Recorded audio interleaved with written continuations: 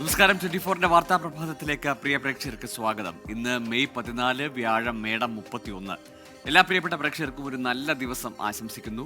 ഇന്ന് മലയാളികൾ, കേരളീയർ ഏറെ കാത്തിരിക്കുന്ന ഒരു ദിവസം കൂടിയാണ്. കാരണം 10 ദിവസത്തെ ചർച്ചകളായിരുന്നു. മാരത്തോൺ ചർച്ചകൾ, ശക്തി പ്രകടനങ്ങൾ, പ്രതിഷേധ പ്രകടനങ്ങൾ, ഫ്ലെക്സ് പോര്. അതിനെല്ലാം ഒടുവിൽ കേരളത്തിന്റെ മുഖ്യമന്ത്രി ആരാകും എന്നത് ഇന്ന് പ്രഖ്യാപിക്കുമെന്നത് ഉറപ്പായിരിക്കുന്നു. തീർച്ചയായും. അപ്പോൾ ഇനിയുള്ള മണിക്കൂറുകൾ കേരളത്തെ സംബന്ധിച്ച്, കേരള രാഷ്ട്രീയത്തെ സംബന്ധിച്ച്, കേരളത്തിലെ ജനങ്ങളെ സംബന്ധിച്ച് ഏറെ നിർണായകമാണ്. കാരണം 10 ദിവസം എന്ന് പറഞ്ഞ ഒരിക്കലും ഒരു ചുരുങ്ങിയ ദിവസമല്ല. അപ്പോൾ ഒരു മുഖ്യമന്ത്രിയെ കണ്ടെത്താൻ 10 ദിവസം എടുത്തു എന്ന് പറയുമ്പോൾ ആരാണ് ആ മുഖ്യമന്ത്രി എന്നറിയാനും കേരളം ഒരുപോലെ കാത്തിരിക്കുന്നുണ്ട്. അങ്ങനെ ഒട്ടനവധി വാർത്തകൾ ഇന്നുണ്ട്. അപ്പോൾ ആ വാർത്തകളിലൊക്കെ വരാം.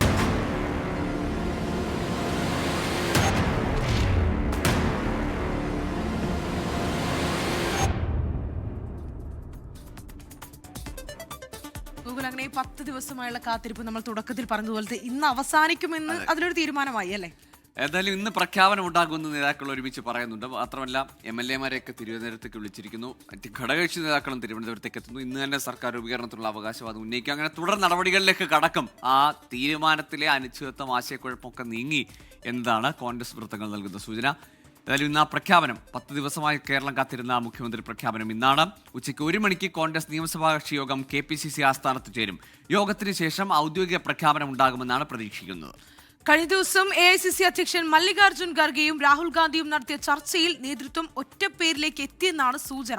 പ്രഖ്യാപനത്തിന് മുൻപ് വരെ തീരുമാനം അതീവ രഹസ്യമാക്കി വെക്കാനാണ് നേതൃത്വത്തിന്റെ തീരുമാനം. ഘടകകക്ഷി MLA-മാരോടും തിരുവനന്തപുരത്ത് എത്താൻ നിർദ്ദേശം നൽകിയിട്ടുണ്ട്. UDF നേതൃയോഗം ഉച്ചതിരിഞ്ഞ് 2 മണിക്കും നിശ്ചയിച്ചിട്ടുണ്ട്. ഇന്ന് വൈകുന്നേരം തന്നെ സർക്കാർ രൂപീകരിക്കാനുള്ള അവകാശവാദം ഉന്നയിച്ച് മുഖ്യമന്ത്രി ഗവർണർക്ക് കത്ത് നൽകും. വിവരങ്ങളുമായി വിവിധ ബ്യൂറോകളിൽ നിന്ന് ഞങ്ങളുടെ പ്രതിനിധികൾ ചേരുന്നുണ്ട്. തിരുവനന്തപുരത്ത് KPCC ആസ്ഥാനത്ത് നിന്ന് ജിബിൻ JB ചേരുന്നുണ്ട്. അതോടൊപ്പം തന്നെ VD സതീശന്റെ ദേശത്തെ വീട്ടിൽ നിന്ന് വിപിൻ C വിജയനും കൂടി ചേരുന്നുണ്ട്. നമുക്ക് ആദ്യം ജിബിൻ JBയിലേക്ക് പോകാം അല്ലെ? അതെ ജിബിൻ, നീണ്ട ചർച്ചകൾ, നീണ്ട ദിവസത്തെ കാത്തിരിപ്പ്, ഘടകകക്ഷികളുടെ മുറിവുറുപ്പ്, അതിനെല്ലാം അവസാനമാകുന്നു. ഇന്ന് 11 മണിയോടുകൂടി ഏതാണ്ട് ഒരു പ്രഖ്യാപനം ഉണ്ടാകുമെന്ന് പ്രതീക്ഷിക്കാം. ഏതായാലും ആ രഹസ്യാത്മകത അങ്ങനെ സൂക്ഷിക്കുകയാണ്. രഹസ്യമായി തന്നെ ആ പേര് അല്ലെങ്കിൽ ആ തീരുമാനം കോൺഗ്രസ് ഇപ്പോഴും സൂക്ഷിക്കുന്നുണ്ട്. അപ്പോൾ ആ സസ്പെൻസ് ബാക്കി നിർത്തിക്കൊണ്ട് പ്രഖ്യാപനം എപ്പോഴായിരിക്കും?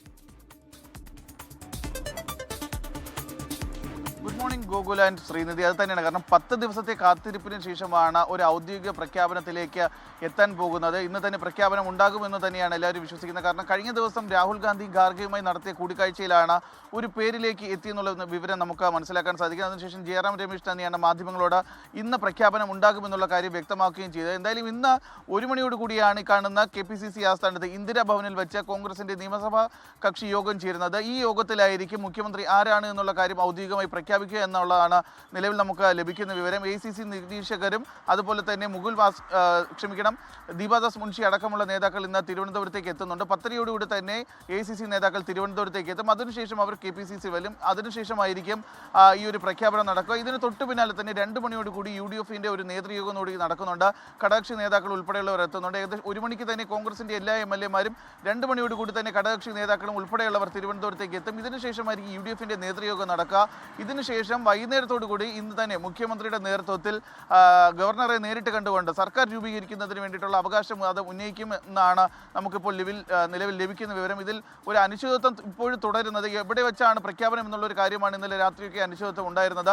ഡൽഹിയിൽ വെച്ച് പ്രഖ്യാപിക്കുമോ അല്ലെങ്കിൽ തിരുവനന്തപുരത്ത് വെച്ച് തന്നെ പ്രഖ്യാപനം ഉണ്ടാകുമോ എന്നുള്ള കാര്യമാണ് ഒരു ആകാംക്ഷയായി നിലനിന്നത്. എന്നാലും നിലവിൽ ലഭിക്കുന്ന വിവരം അനുസരിച്ചുകൊണ്ട് കഴിഞ്ഞ ദിവസം നടന്ന കൂടിക്കാഴ്ചയിൽ ഒരു പേരിലേക്ക് എത്തി. ആ പേര് രഹസ്യമായി ഇപ്പോൾ സൂക്ഷിക്കുകയാണ്. ഇതൊരു സീൽ ചെയ്ത കവറിലോ മറ്റോ രഹസ്യമായി തന്നെ ഈ 1 മണിക്ക് നടക്കുന്ന നേതൃയോഗത്തിന് മുമ്പായി KPCC അറിയിക്കും. അവിടെ വെച്ചാണ് മുകുൾ വാസ്നിക്, അജയ് മാക്കൻ അതുപോലെ തന്നെ ദീപാദാസ് മുൻഷി എന്നിവരുടെ നേതൃത്വത്തിൽ ഒരു ഔദ്യോഗിക പ്രഖ്യാപനം ഉണ്ടാകുമെന്നുള്ളതാണ് നിലവിൽ ലഭിക്കുന്ന വിവരം. അതിൽ ഏറ്റവും എടുത്ത് പറയേണ്ടത് ഘടകകക്ഷികളുടെ കാര്യമാണ്. ഘടകകക്ഷികളുടെ കൂടി ഒരു നേതൃയോഗം ഇന്ന് തിരുവനന്തപുരത്ത് ചേരുന്നുണ്ട്. അതിൽ മുസ്ലിം ലീഗ് അടക്കമുള്ള നേതാക്കൾ ഇപ്പോഴും, മുസ്ലിം ലീഗ് അടക്കമുള്ള ഘടകകക്ഷികൾ ഇപ്പോഴും വിശ്വസിക്കുന്നത് VD സതീശൻ തന്നെ മുഖ്യമന്ത്രിയെ വരുമെന്നാണ്. അതുകൊണ്ട് തന്നെ ആ കാര്യങ്ങൾ കൂടി വിലയിരുത്തിയ ശേഷമായിരിക്കും UDF-ന്റെ നേതൃയോഗം നടക്കുക. പ്രത്യേകിച്ച് മുസ്ലിം ലീഗിൻ്റെയും കേരള കോൺഗ്രസ് ജോസഫ് വിഭാഗത്തിൻ്റെയൊക്കെ നേതൃയോഗവും തിരുവനന്തപുരത്ത് വെച്ച് അവിടെ ഘടകകക്ഷി യോഗമൊക്കെ തിരുവനന്തപുരത്ത് വെച്ച് നടക്കുകയും ചെയ്യുന്നുണ്ട്. ഈ ഘടകകക്ഷികൾ വിശ്വസിക്കുന്ന പേരിലേക്ക് എത്തിയില്ല എന്നുണ്ടെങ്കിൽ അവർ ഗവർണറെ കാണുന്നതിന് മുമ്പ് ഈ പിന്തുണ അറിയിച്ചുകൊണ്ടുള്ള ഒപ്പ് ശേഖരണത്തിന് മുമ്പായി തന്നെ ഇവരൊക്കെ മീറ്റിംഗ് നടത്താനുള്ള ഒരു സാധ്യത കൂടി ഇപ്പോൾ കണക്കാക്കുകയും ചെയ്യുന്നുണ്ട്. എന്തായാലും കഴിഞ്ഞ 10 ദിവസമായി മലയാളികൾ കാത്തിരിക്കുന്ന, കാരണം നമ്മൾ പല സ്ഥലങ്ങളിൽ കണ്ടതാണ്, ഈ കേരളത്തിനെ ആകെ കളിയാക്കിക്കൊണ്ട് പല സോഷ്യൽ മീഡിയ പ്ലാറ്റ്ഫോമിലൊക്കെ ട്രോളുകളും വരുന്നത് കണ്ടാണ്. നമുക്കൊരു മുഖ്യമന്ത്രി ഇതുവരെ ആയിട്ടില്ല എന്നുള്ള കാര്യം ചൂണ്ടിക്കാട്ടിക്കൊണ്ട് എന്തായാലും ആ ഒരു കാത്തിരിപ്പിന് ഇന്ന് വിരാമം ആകുമെന്ന് തന്നെയാണ് പ്രതീക്ഷിക്കുന്നത്. ഗോകുൽ ആൻഡ് ശ്രീനിധി. ശരി ജിബിൻ, ഏതായാലും നീണ്ട ആ ചർച്ചകൾക്കൊടുവിൽ ഇന്ന് തീരുമാനം വരും എന്ന് തന്നെയാണ് പറയുന്നത്. ആ തീരുമാനത്തിലേക്ക് എത്തിയിട്ടുമുണ്ട്. ഇനി അതൊന്ന് പുറത്തുവിട്ടാൽ, പ്രഖ്യാപിച്ചാൽ മാത്രം മതി എന്നതാണ് സാഹചര്യം. വിനീത വീജി കൂടി ചേരുന്നുണ്ട് ഡൽഹിയിൽ നിന്ന്. വിനീത, ഇന്നലെ മുഴുവൻ എല്ലാ കണ്ണുകളും ഡൽഹിയിലേക്കായിരുന്നു നോക്കിയത്. ഡൽഹിയിൽ നിന്ന് എപ്പോൾ പ്രഖ്യാപനം വരും, ആര് പ്രഖ്യാപിക്കും, അതിനി ഒരു പ്രസ് റിലീസ് ആണോ എന്നൊക്കെ ഏറ്റവും ഒടുവിൽ ജയറാം രമേശ് ഈ ഖർഗയുടെ അടുത്തേക്കൊക്കെ എത്തുമ്പോഴേക്കും വലിയ ആകാംക്ഷയായിരുന്നു. പ്രഖ്യാപനം ഇപ്പോൾ ഉണ്ടാകുമെന്ന് കരുതി. അതെല്ലാം മാറ്റിവെച്ചുകൊണ്ട് ഇനി പ്രഖ്യാപനത്തിൻ്റെ സ്ഥലം അതെവിടേക്കായിരിക്കും? അത് ഡൽഹിയിൽ തന്നെ ഒരു പ്രസ് റിലീസായി വരുമോ, അതല്ല ദീപാദാസ് മുൻഷി കൈവശം ഈ കത്ത് രഹസ്യമായി ഈ തീരുമാനം കേരളത്തിലേക്ക് കൊടുത്തു വിട്ടിരിക്കുകയാണോ? ഇനി ആ പെട്ടി അല്ലെങ്കിൽ ആ ഒരു കവർ പൊട്ടിച്ചാൽ തീരുമാനം പുറത്തു വരുമോ?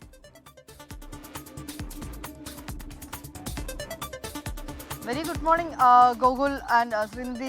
ഗോകുൽ സൂചിപ്പിച്ചതുപോലെ ഈ കോൺഗ്രസിന്റെ കാര്യത്തിൽ തുടക്കം മുതലുള്ള ഒരു സസ്പെൻസ് ഈ ചർച്ചകൾ പൂർത്തിയാകുമ്പോഴും ആ സസ്പെൻസ് ഇങ്ങനെ തുടരുകയാണ്. ഇന്നലെ മല്ലികാർജ്ജുൻ ഖർഗെയുടെ വസതിയിൽ രാഹുൽ ഗാന്ധി എത്തി. ഈ അവസാനഘട്ട കൂടിക്കാഴ്ചയായിരുന്നു അത്. ആ ചർച്ചകളൊക്കെ തന്നെ പൂർത്തിയാക്കി അദ്ദേഹം പുറത്തേക്ക് ഇറങ്ങുകയായിരുന്നു. പുറത്തേക്ക് ഇറങ്ങിയപ്പോൾ എല്ലാവരും, നമ്മൾ ഉൾപ്പെടെ എല്ലാവരും വലിയ ആകാംക്ഷയിലായിരുന്നു.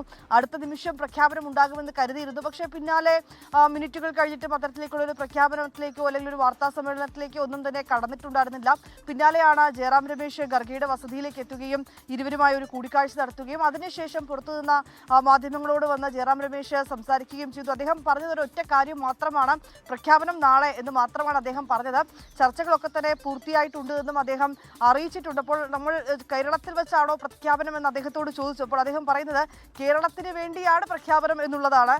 ഈ കേരളത്തിലെ മുഖ്യമന്ത്രിയെ പ്രഖ്യാപിക്കുമെന്നുള്ളതാണ് അദ്ദേഹം പറയുന്നത്. പക്ഷേ അത് എവിടെ വെച്ചാണെന്നോ എപ്പോഴാണ് ആ സമയമെന്നൊന്നും അങ്ങനെ ഔദ്യോഗികമായി കോൺഗ്രസ് അറിയിച്ചിട്ടില്ല. നിലവിലെ സാഹചര്യങ്ങൾ മുൻനിർത്തി നോക്കുമ്പോൾ ഇനി കേരളത്തിൽ വെച്ച് തന്നെ പ്രഖ്യാപനം നടത്താനാണ് സാധ്യത. അത് ഗോകുൽ സൂചിപ്പിച്ചതുപോലെ തന്നെ ദീപാദാസ് മുൻഷി നിയമസഭാ കക്ഷി നേതാവിന്റെ പേര് അത് അറിയിക്കും. അവിടെ ഇന്ന് ചേരുന്ന ഉച്ചയ്ക്ക് 1 മണിക്ക് ചേരുന്ന യോഗത്തിൽ പ്രഖ്യാപനം ഉണ്ടാകുമെന്ന് തന്നെയാണ് നമ്മൾ പ്രതീക്ഷിക്കുന്നത്. എല്ലാ പ്രൊസീജിയറുകളും പാലിച്ചുകൊണ്ടായിരിക്കും ആ പ്രഖ്യാപനം എന്നാണ് ACC വൃത്തങ്ങളിൽ നിന്ന് ലഭിക്കുന്ന വിവരം. അങ്ങനെയെങ്കിൽ നിലവിലെ പ്രൊസീജിയറുകൾ പ്രകാരം നിയമസഭാ കക്ഷി യോഗം ഇപ്പോൾ വിളിച്ചിരിക്കുകയാണ്. ഉച്ചയ്ക്ക് 1 മണിക്ക് ആ യോഗം ചേർന്ന ആ യോഗത്തിൽ ഒരു പ്രഖ്യാപനം ഉണ്ടാകുമെന്ന് തന്നെയാണ് നമ്മൾക്ക് മനസ്സിലാക്കാൻ കഴിയുന്നത്.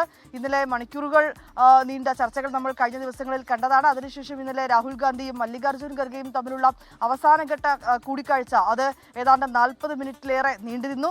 എല്ലാ ചർച്ചകളും പൂർത്തിയായി. ചർച്ചകൾ പൂർത്തിയാകുമ്പോഴും തുടക്കം മുതലുള്ള സസ്പെൻസ് അത് ഇത് ഏറ്റവും ക്ലൈമാക്സിലേക്ക് കടക്കുമ്പോഴും അതേ സസ്പെൻസിൽ തന്നെയാണ് കോൺഗ്രസ് ഉള്ളത്. അവസാന ഈ ഘട്ട ചർച്ചകൾ നടന്നപ്പോഴും വലിയ ആത്മവിശ്വാസത്തിൽ തന്നെയാണ് KC-VD RC ക്യാമ്പുകൾ. ഈ ഹൈക്കമാൻഡിന്റെ തീരുമാനം അത് ഞങ്ങൾക്ക് അനുകൂലമാകും എന്ന് തന്നെയാണ് 3 ക്യാമ്പുകളും വലിയ ആത്മവിശ്വാസത്തിലുള്ളത്. കോൺഗ്രസിനെ സംബന്ധിച്ചിടത്തോളം ഇതുവരെ അവർ കൈക്കൊണ്ടുവന്ന ഒരു കീഴ്വഴക്കം എന്ന് പറയുന്നത്, ഒരു പാരമ്പര്യം എന്ന് പറയുന്നത് ഈ നമ്പറുകൾക്ക് പ്രാധാന്യം നൽകുക എന്നുള്ളത് തന്നെയാണ്. അതായത് MLA-മാർ കൂടുതൽ ആരെ പിന്തുണയ്ക്കുന്നു അവരെ നിയമസഭാ കക്ഷി നേതാവായി പ്രഖ്യാപിക്കുന്ന ഒരു രീതിയാണ് കോൺഗ്രസിനുള്ളത്. നമ്മൾ കർണാടകയിലാണെങ്കിലും നേരത്തെ ഹിമാചലിലൊക്കെ ആണെങ്കിലും അതേ സാഹചര്യം തന്നെയാണ് കണ്ടിട്ടുണ്ടായിരുന്നത്. ഒരുപക്ഷെ കേരളത്തിലും അത്തരത്തിലേക്കുള്ള ഒരു സാധ്യതയാണ് കോൺഗ്രസിനെ സംബന്ധിച്ചിടത്തോളം ഉണ്ടാവുക എന്ന് ആണ് നമുക്ക് നേരത്തെ അറിയാൻ കഴിഞ്ഞിട്ടുണ്ടായിരുന്നത്. പക്ഷേ കേരളത്തെ സംബന്ധിച്ചിടത്തോളം മറ്റ് സംസ്ഥാനങ്ങളിലേതുപോലെയല്ല, അവിടുത്തെ സ്ഥിതിഗതികൾ വ്യത്യസ്തമാണ്. ജനവികാരം, ഘടകകക്ഷികളുടെ അഭിപ്രായമൊക്കെ പരിഗണിക്കണമെന്ന് VM സുധീറിനെ പോലുള്ള മുതിർന്ന നേതാക്കൾ ഹൈക്കമാൻഡിനെ അറിയിച്ചിട്ടുണ്ട്. അതുകൊണ്ട് തന്നെ അതൊക്കെ കൂടി പരിഗണിച്ചുകൊണ്ട് ഒരുപക്ഷെ ഒരു വ്യത്യസ്ത തീരുമാനത്തിലേക്ക് എത്തിയേക്കുമോ എന്നുകൂടിയാണ് നമുക്ക് കാത്തിരുന്ന് അറിയേണ്ടതായിട്ടുള്ളത്. എല്ലാ നേതാക്കളും അവരുടേതായിട്ടുള്ള മാനദണ്ഡങ്ങൾ, അവരുടേതായിട്ടുള്ള ആവശ്യങ്ങൾ, അഭിപ്രായങ്ങളെല്ലാം ഹൈക്കമാൻഡിനെ അറിയിച്ചിട്ടുണ്ട്. ഇതെല്ലാം പരിശോധിച്ചുകൊണ്ട് അന്തിമ ഘട്ടത്തിലേക്കായിരുന്നു ചർച്ചകൾ എത്തിയിട്ടുണ്ടായിരുന്നത്. ഏതാണെങ്കിലും മുഖ്യമന്ത്രിയുടെ കാര്യത്തിൽ തീരുമാനമായി. ഈ 3-ൽ ഒരാൾ മുഖ്യനാണ്. ആ മുഖ്യൻ ആരാണെന്നുള്ളത് കോൺഗ്രസിന് അറിയാം. അതിൽ തീരുമാനമായിട്ടുണ്ട്. അത് നമ്മൾ അറിയാൻ ഒരല്പം കൂടി കാത്തിരിക്കണം. ഗോകുൽ. തീർച്ചയായും ആരാണ് ആ മൂന്നിൽ ഒരാൾ എന്നറിയാൻ എല്ലാവരും ഒരുപോലെ കാത്തിരിക്കുകയാണ്. ഗോകുൽ, ഇതിന്റെ ഒരു പ്രധാനപ്പെട്ട കാര്യം എന്ന് പറയുന്നത് ഇനി മുഖ്യമന്ത്രി ആരാണ് തീരുമാനിച്ചത്, ഇനി തെരുവിൽ മറ്റൊരു പ്രതിഷേധം കാണാൻ ഇടയുണ്ടോ എന്നത് വലിയൊരു ചോദ്യമാണ്. കാരണം വിനീത പറഞ്ഞതുപോലെ തന്നെ ഒരു വശത്ത് KC, മറ്റൊരു വശത്ത് RC, VD, അങ്ങനെ 3 പേരും ഇങ്ങനെ നിലനിൽക്കുന്നു. അതോടൊപ്പം തന്നെ ഈ 3 പേരുടെയും പിന്നിൽ അത്രത്തോളം അണികളും ഉണ്ടാകുന്നു. അപ്പോൾ അതെങ്ങനെയാണ് ഇനി ഈ ഒരു മുഖ്യമന്ത്രി പ്രഖ്യാപനം വരുമ്പോൾ അണികൾ ഏത് രീതിയിൽ എടുക്കുന്നു എന്നത് വലിയൊരു ചോദ്യമാണ്. ഇപ്പോൾ ജിബിൻ JB കൂടി ചേരുന്നുണ്ട് എന്ന് മനസ്സിലാക്കാൻ സാധിക്കുന്നു. ജിബിൻ, നമുക്കറിയാം ഇപ്പോഴത്തെ ഒരു കേരള രാഷ്ട്രീയത്തിന്റെ പശ്ചാത്തലം നോക്കുമ്പോൾ എല്ലാവരും ഒരുപോലെ കാത്തിരിക്കുകയാണ്. ജിബിനിലേക്ക് വരാം. നമുക്കൊന്ന് വിപിൻ C. വിജയനിലേക്ക് പോകാം. വിപിൻ, നമുക്കറിയാം എല്ലാവരും ഒരുപോലെ കാത്തിരിക്കുന്ന ഒരു കാര്യമാണ് ആരാണ് മുഖ്യമന്ത്രി എന്നത്. അങ്ങനെ ഈ സംസ്ഥാനത്തുടനീളം ചർച്ചകൾ നടക്കുന്നു. ഇന്നിതാ വിവിധയിടങ്ങളിൽ നമുക്കറിയാം യോഗങ്ങൾ ചേരുന്നു. അങ്ങനെ ആ ക്ലൈമാക്സിലേക്ക് നമ്മൾ അടുത്തിരിക്കുകയാണ്. അങ്ങനെ നോക്കുമ്പോൾ ഇനി എന്തായിരിക്കാം അണികളുടെ ഭാഗത്തു നിന്നുള്ള പ്രതികരണം? അങ്ങനെ നിരവധി കാര്യങ്ങൾ അറിയേണ്ടതുണ്ട്. Good morning Gokul, Srinidhi. ഈ പറഞ്ഞതുപോലെ സസ്പെൻസ് ഇപ്പോഴും തുടരുകയാണ്.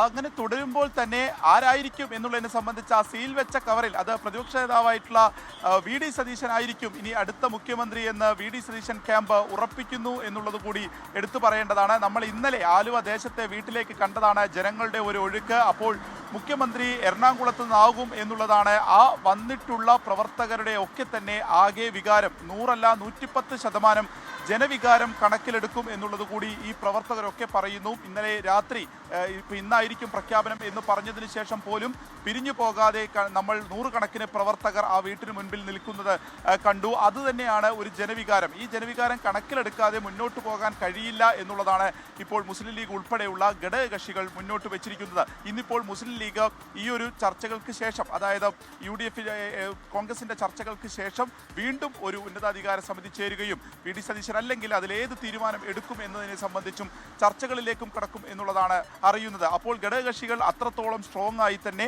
VD സതീശനായി വാദിക്കുന്നു. ഇനി അങ്ങനെയല്ല, മറിച്ചൊരു തീരുമാനമാണ് ഇപ്പോൾ KC വേണുഗോപാലോ അല്ലെങ്കിൽ രമേശ് ചെന്നിത്തലയോ ആണ് എന്നുണ്ടെങ്കിൽ പ്രവർത്തകരുടെ വികാരം അത് തെരുവിൽ കാണാം എന്നുള്ളതാണ് ഇന്നലത്തെ കാഴ്ചകളിൽ നിന്ന് നമുക്ക് മനസ്സിലാക്കാൻ സാധിക്കുന്നത്. അത് VD സതീശനല്ല എന്നുണ്ടെങ്കിൽ അത് മറ്റൊരു തലത്തിലേക്ക് നീങ്ങാനുള്ളൊരു സാധ്യത ഇന്നലത്തെ പ്രവർത്തകരുടെ ഓരോ സംസാരത്തിലും കാണാൻ കഴിഞ്ഞു. കാരണം അത്രത്തോളം പ്രവർത്തകർ അവിടേക്ക് വരികയും അവർ കൊടിവീശുകയൊക്കെ ചെയ്താണ്. അല്പസമയത്തിനകം തന്നെ VD സതീശൻ തിരുവനന്തപുരത്തേക്ക് ഈ യോഗങ്ങളിൽ പങ്കെടുക്കുന്നതിന് വേണ്ടി തിരിക്കുകയും ചെയ്യും. ഇന്നലെ അദ്ദേഹം മാധ്യമങ്ങളോട് സംസാരിച്ചിരുന്നില്ല. നമ്മൾ കണ്ടതുപോലെ ഇപ്പോൾ നിയുക്ത MLA-മാരായിട്ടുള്ള ഷിയാസും അബ്ദുൽ ഗഫൂറും ഉൾപ്പെടെയുള്ളവർ അവിടെ വരികയും ഐക്യദാർഢ്യം പ്രഖ്യാപിക്കുകയും അദ്ദേഹവുമായി കൂടിക്കാഴ്ച നടത്തുകയും ചെയ്യും. അപ്പോൾ ഒരു പോസിറ്റീവായിട്ടുള്ളൊരു കാര്യമാണ് നടന്നിരിക്കുന്നത്, അല്ലെങ്കിൽ പോസിറ്റീവാണ് കാര്യങ്ങൾ എന്നുള്ളത് VD സതീശൻ ക്യാമ്പ് ഇപ്പോഴും ഉറപ്പിക്കുകയാണ്. പക്ഷേ അത് മറിച്ചൊന്നാണെങ്കിൽ ഈ പ്രവർത്തകർ, അതായത് VD സതീശനൊപ്പമുള്ള പ്രവർത്തകർ തെരുവിലിറങ്ങും എന്നുള്ള കാര്യമാണ് ഇന്നലത്തെ അവരുടെ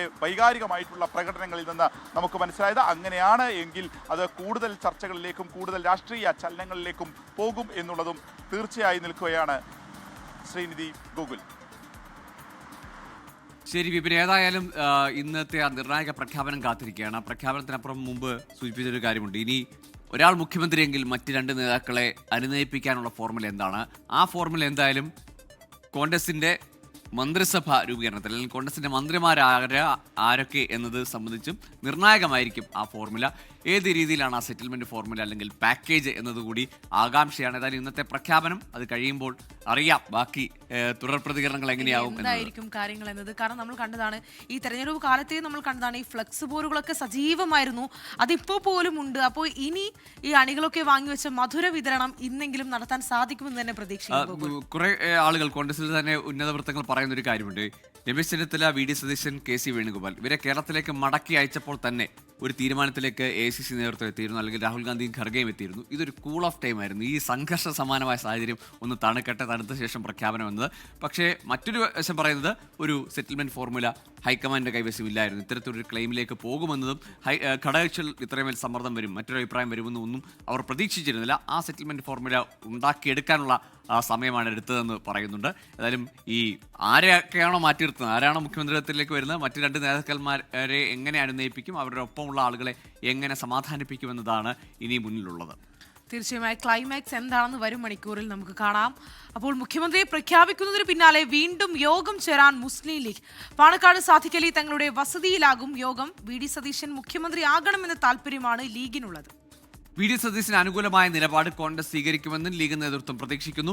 വി ഡി സതീശനെ അല്ല ഹൈക്കമാൻഡും മുഖ്യമന്ത്രിയായി തീരുമാനിക്കുന്നതെങ്കിൽ എന്ത് നിലപാട് സ്വീകരിക്കണമെന്ന് യോഗം ചർച്ച ചെയ്യും. വിവരങ്ങളുമായി ഗോകുൽ കെ വേണുഗോപാൽ ചേരുന്നുണ്ട്. ഗോകുൽ, ഏറ്റവും ഒടുവിലത്തെ ചർച്ചകളിൽ പോലും, അതായത് രാഹുൽ ഗാന്ധിയും സോണിയാഗാന്ധിയും ഒക്കെ നേരിട്ട് ലീഗ് നേതൃത്വവുമായി സംസാരിച്ചു, അല്ലെങ്കിൽ ഖർഗെ ഘടകകക്ഷി നേതാക്കളുമായി സംസാരിക്കുകയൊക്കെ ചെയ്തതാണ്. അപ്പോൾ ലീഗിന്റെ ഒരു നിലപാടിന്, ലീഗിന്റെ ഒരു അഭിപ്രായത്തിന് ഏറ്റവും ഒടുവിലും പ്രാധാന്യം നൽകിയിരുന്നു. അതിൽ വിമർശനങ്ങൾ ഉയർന്നിട്ടുണ്ട്. ഇന്നലെ NSSന്റെ ജനറൽ സെക്രട്ടറി ലീഗിന്റെ പേര് പറഞ്ഞും പറയാതെ പറഞ്ഞുമൊക്കെ ഘടകകക്ഷികളാണ് ഇത്ര പ്രശ്നം ഉണ്ടാക്കിയതെന്നൊക്കെയുള്ള വിമർശനവും ഉന്നയിച്ചിട്ടുണ്ട്. ഒരു വശത്ത് ലീഗ് എങ്ങനെയാണ് ഇന്നത്തെ പ്രഖ്യാപനത്തിന് നോക്കിക്കാണുക? തുടർ നീക്കങ്ങൾ എങ്ങനെയാവും? ഇന്നലെയും പാണക്കാട് സാദിഖ് അലി ശിഹാബ് തങ്ങളുടെ വസതിയിൽ മുസ്ലിം ലീഗിന്റെ ഉന്നതാധികാര സമിതി യോഗം ചേർന്നിരുന്നു. മുഖ്യമന്ത്രി തീരുമാനം വൈകുന്നതിലുള്ള അതൃപ്തി അവർ പ്രകടിപ്പിക്കുകയും ചെയ്തിട്ടുള്ളതാണ്. ഇന്ന് വീണ്ടും യോഗം ചേരുകയാണ്. കോൺഗ്രസിന്റെ നിയമസഭാ കക്ഷി നേതാവ് ഒരാളെ പ്രഖ്യാപിക്കുകയാണെങ്കിൽ അതിന് പിന്നാലെ ആ തീരുമാനത്തെ സംബന്ധിച്ച പ്രതികരണം നടത്തുന്നതിന് വേണ്ടിയിട്ടാണ് പാണക്കാട് സാദിഖ് അലി ശിഹാബ് തങ്ങളുടെ വസതിയിൽ വീണ്ടും മുസ്ലിം ലീഗിന്റെ നേതൃയോഗം ചേരുന്നത്. വി ഡി സതീശനാണ് മുഖ്യമന്ത്രിയായി വരികയെങ്കിൽ അതിൽ ഒരു അസ്വാഭാവികമായ ഒരു പ്രതികരണം ഉണ്ടാവാനുള്ള സാധ്യതയില്ല. കാരണം തുടക്കം മുതൽ വി ഡി സതീശന് വേണ്ടിയായിരുന്നു മുസ്ലിം ലീഗ് നിലകൊള്ളുന്നുണ്ടായിരുന്നത്. ആ തീരുമാനത്തിൽ മാറ്റമില്ല എന്ന് തന്നെയാണ് കഴിഞ്ഞ ദിവസം പോലും മുസ്ലിം ലീഗിന്റെ നേതാക്കളുമായി ഫോണിലൊക്കെ നമ്മൾ ബന്ധപ്പെടുന്ന സമയത്ത് അവർ പറഞ്ഞിട്ടുണ്ടായിരുന്നത്. അതല്ല, മറ്റൊരാൾ മുഖ്യമന്ത്രിയായി വരികയാണെങ്കിൽ അതിലെ പ്രതികരണം അല്ലെങ്കിൽ ആ യോഗം നിർണായകമാകുമെന്ന് തന്നെയാണ് വിലയിരുത്തപ്പെടുന്നത്. കാരണം വി ഡി സതീശനല്ലാതെ കെ സി വേണുഗോപാലോ അല്ലെങ്കിൽ രമേശ് ചെന്നിത്തലയൊക്കെയാണ് വരികയെങ്കിൽ മുസ്ലിം ലീഗിന്റെ താല്പര്യത്തിന് വിരുദ്ധമായിട്ടുള്ള ഒരു തീരുമാനമായിരിക്കും വരിക. പക്ഷേ ആ തീരുമാനത്തെ പിന്തുണയ്ക്കാതിരിക്കാനുള്ള ഒരു സാധ്യത എന്തായാലും നിലവില്ല. കാരണം ഈ പറഞ്ഞതുപോലെ ജി സുകുമാരൻ നായർ ഉൾപ്പെടെയുള്ള ആളുകൾ കടുത്ത വിമർശനവുമായി രംഗത്ത് വരുന്ന ഒരു സാഹചര്യമുണ്ട്. കാരണം മുഖ്യമന്ത്രി തീരുമാനം വൈകുന്നത് ഈ ഘടകകക്ഷികളുടെ സമ്മർദ്ദം മൂലമാണ് എന്ന തരത്തിലുള്ള ഒരു വിമർശനമൊക്കെ വഴിവെച്ചിട്ടുണ്ട്. അതിനാൽ തന്നെ മറ്റ് വിമർശനങ്ങളൊന്നും മുസ്ലിം ലീഗിന്റെ ഭാഗത്തുനിന്നുണ്ടാവാനുള്ള സാധ്യതയില്ല. പക്ഷേ ഘടകകക്ഷികളുടെ തീരുമാനത്തെ, താല്പര്യത്തെ അവഗണിച്ചുകൊണ്ട് മറ്റൊരു തീരുമാനം വരികയാണെങ്കിൽ അതിന് ഏത് രീതിയിലായിരിക്കണം പ്രതികരിക്കേണ്ടത് എന്നതിനെ സംബന്ധിച്ച ഒരു തീരുമാനത്തിന് വേണ്ടിയിട്ടാണ് ഇന്ന് നേതൃയോഗം പാണക്കാട് സാദിഖ് അലി ശിഹാബ് തങ്ങളുടെ വസതിയിൽ ചേരുന്നത്. മുതിർന്ന നേതാക്കൾ ഉൾപ്പെടെയുള്ള ആളുകൾ പങ്കെടുക്കുമെന്നാണ് നമുക്ക് മനസ്സിലാക്കാൻ സാധിക്കുന്നത്. കഴിഞ്ഞ ദിവസവും ഈ വി ഡി സതീശന് എതിരായിട്ടാണ് തീരുമാനം വരുന്നത് എങ്കിൽ അതിനെതിരെ ഉണ്ടാവുന്ന പ്രതികരണം ഏത് രീതിയിലായിരിക്കണം എന്നതിനെ സംബന്ധിച്ച കാര്യങ്ങൾ തന്നെയാണ് ചർച്ച ചെയ്തിട്ടുണ്ടായത്. കാരണം ലീഗ് അണികൾ ഉൾപ്പെടെയുള്ള ആളുകൾക്ക് വി ഡി സതീശൻ തന്നെ മുഖ്യമന്ത്രിയാവണമെന്ന താല്പര്യമാണ് ഉള്ളത്. അതിനുവേണ്ടി അവർ പരസ്യമായി രംഗത്ത് വരുന്ന ഒരു സാഹചര്യമൊക്കെ ഉണ്ടായിരുന്നു. കോൺഗ്രസിന്റെ തീരുമാനം വി ഡി സതീശന് അനുകൂലമാകണമെന്നൊരു പ്രതീക്ഷയും താല്പര്യമൊക്കെ ഇപ്പോഴും ലീഗ് നേതൃത്വം പങ്കുവെക്കുകയും ചെയ്യുന്നുണ്ട്. ഇതിന്റെയൊക്കെ പശ്ചാത്തലത്തിലാണ് വീണ്ടും അവർ യോഗം ചേരാൻ തീരുമാനിക്കുന്നത്. പക്ഷേ ഏത് പേരിലേക്കാണ് കോൺഗ്രസ് എത്തുക എന്നതിനെ സംബന്ധിച്ച ഒരു തീരുമാനം ലീഗിൽ ഇല്ലാത്തതിനാൽ തന്നെ ആ യോഗം നിർണായകമാവുമെന്ന് തന്നെയാണ് കരുതുന്നത്.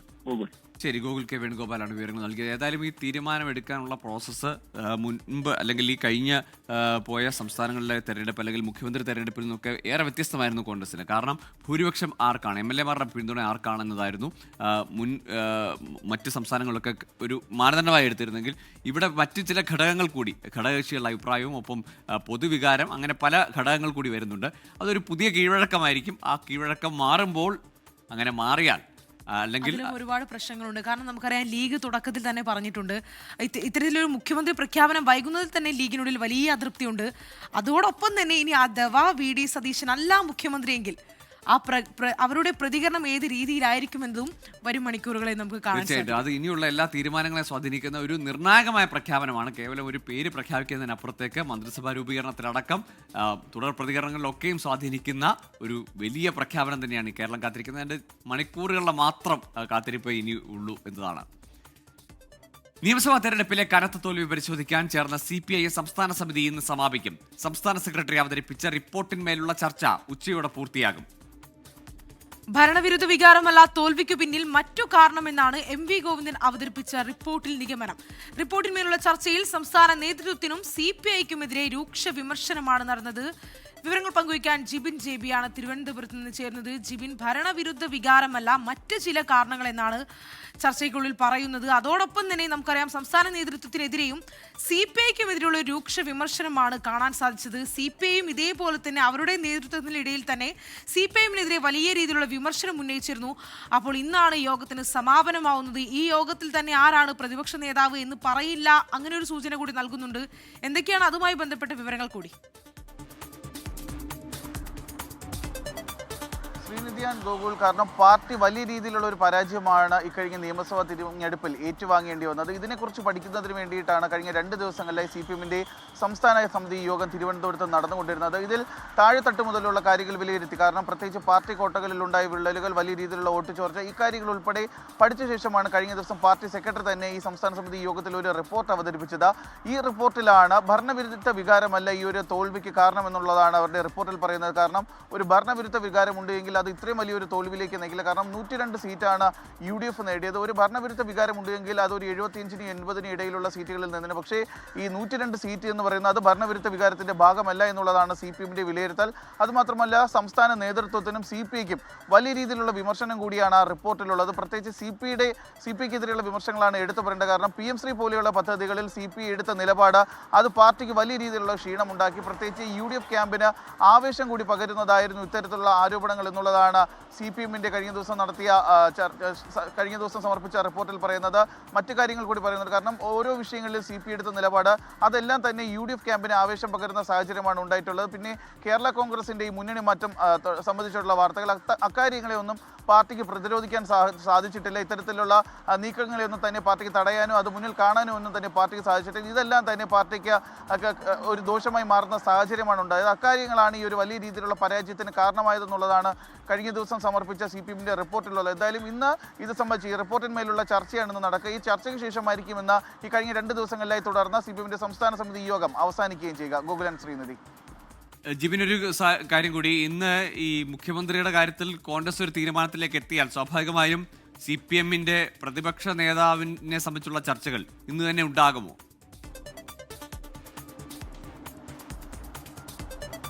ഗൂഗിൾ അതാണ് എല്ലാവരും ഉറ്റുനോക്കുന്നത്. കഴിഞ്ഞ ദിവസം നടന്ന ചർച്ചയിലും ഈ പ്രതിപക്ഷ നേതാവ് ആരാകണമെന്ന തരത്തിലുള്ള ചർച്ചകൾ CPM-ന്റെ സംസ്ഥാന സമിതി യോഗത്തിൽ ഉണ്ടായില്ല എന്നുള്ളതാണ് പുറത്തു വരുന്ന വാർത്തകൾ. കാരണം ആരാണ് മുഖ്യമന്ത്രി എന്നുള്ള ഒരു കാര്യം അറിഞ്ഞ ശേഷം മാത്രം പ്രതിപക്ഷ നേതാവിലേക്കുള്ള ഒരു തീരുമാനം പോയാൽ മതി എന്നുള്ളതാണ് നിലവിലെ വിലയിരുത്തൽ എന്ന് പറയുന്നത്. കാരണം മുഖ്യമന്ത്രി ഒരു ജൂനിയർ ആയിട്ടുള്ള ആളാണ് എന്നുണ്ടെങ്കിൽ അതനുസരിച്ച്, അല്ലെങ്കിൽ സീനിയർ ആയിട്ടുള്ള ഒരാളാണെന്നുണ്ടെങ്കിൽ കോൺഗ്രസ് നേതാവാണെന്നുണ്ടെങ്കിൽ അതനുസരിച്ച് അങ്ങനെ ഒരു തീരുമാനത്തിലേക്ക് എത്താനുള്ള നീക്കങ്ങളാണ് ഇപ്പോൾ CPM-ൽ നടക്കുകയും ചെയ്യുന്നത്. പ്രത്യേകിച്ച് ഈ ഒരു പ്രതിപക്ഷ നേതാവിനെ തിരഞ്ഞെടുക്കുന്നതിൽ ഏറ്റവും വെല്ലുവിളിയായി തുടരുന്നത് CPI-യുടെ അവകാശവാദമാണ്. CPI പറയുന്നത് അവർക്ക് ഉപപ്രതിപക്ഷ നേതാവ് സ്ഥാനം CPI-ക്ക് തന്നെ വേണമെന്നുള്ള ഒരു തീരുമാനത്തിൽ CPI ഉറച്ചു നിൽക്കുകയാണ്. പക്ഷേ CPM അത് അംഗീകരിച്ചു കൊടുക്കുന്ന ഒരു സാഹചര്യമില്ല. കാരണം അങ്ങനെ ഒരു കീഴ്വഴക്കം പാർട്ടിയിലില്ല. പ്രതിപക്ഷ നേതാവ് എന്ന് പറയുന്നത് അതൊരു സ്ഥാനം മാത്രമാണ്, അത് CPM-നുള്ളതാണ്. ആ ഒരു പോസ്റ്റ് മാത്രം മതി എന്നുള്ള ഒരു കടുത്ത നിലപാടിൽ തന്നെയാണ് CPI-യും നിൽക്കുന്നത്. അത് സംബന്ധിച്ചുള്ള ചർച്ചകൾ ഇനി നടക്കേണ്ടതുണ്ട്. എന്തായാലും ഇന്ന് ഈ കോൺഗ്രസിന്റെ മുഖ്യമന്ത്രി പ്രഖ്യാപനം വന്നാൽ ഉടൻ തന്നെ CPM-ന്റെ പ്രത്യേകിച്ച് LDF ഈ പ്രതിപക്ഷ നേതാവ് ആരാണ് എന്നുള്ള തരത്തിലുള്ള ചർച്ചകൾ വീണ്ടും പുനരാരംഭിക്കുമെന്നുള്ള ഒരു വിവരങ്ങളാണ് നമുക്ക് ലഭിക്കുകയും ചെയ്യുന്നത്. എന്തായാലും ഇന്ന് ചേരുന്ന യോഗത്തിൽ, പ്രത്യേകിച്ച് ഇന്ന് ഉച്ചവരെയുള്ളത് ഈ കഴിഞ്ഞ ദിവസം പാർട്ടി സെക്രട്ടറി സമർപ്പിച്ച റിപ്പോർട്ടിന്മേലുള്ള ചർച്ചകളാണ് ഉച്ചവരെയുള്ളത്. അതിനുശേഷം നടക്കുന്ന ചർച്ചയിൽ ഇന്ന് ഉച്ചയോടുകൂടി കോൺഗ്രസിന്റെ മുഖ്യമന്ത്രി ആരാണ് എന്നുള്ള കാര്യം പ്രഖ്യാപനം വന്നു കഴിഞ്ഞാൽ ഉച്ചയ്ക്ക് ശേഷം നടക്കുന്ന യോഗങ്ങളിൽ ഇക്കാര്യം കൂടി ചർച്ചയാകുമെന്നുള്ളത് തന്നെയാണ് ഇപ്പോൾ പ്രതീക്ഷിക്കുകയും ചെയ്യുന്നത്. ഗോകുലൻ ശ്രീനിധി.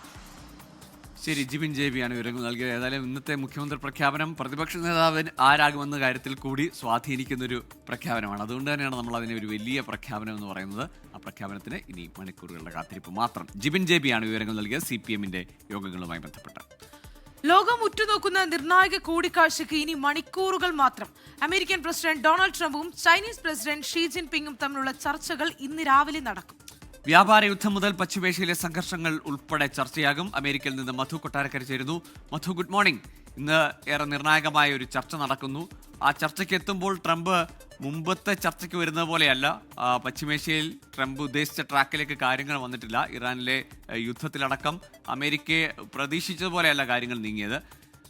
ഒപ്പം വലിയ വ്യാപാര തീരുവ യുദ്ധമൊക്കെ നടന്ന പശ്ചാത്തലം, അത് കഴിഞ്ഞ ശേഷമുള്ളൊരു കൂടിക്കാഴ്ച അമേരിക്ക ചൈനയിൽ നിന്നുള്ള ചൈനയുമായുള്ള വ്യാപാര ബന്ധത്തിൽ വലിയ പ്രതീക്ഷ വെക്കുന്നുണ്ടല്ലോ.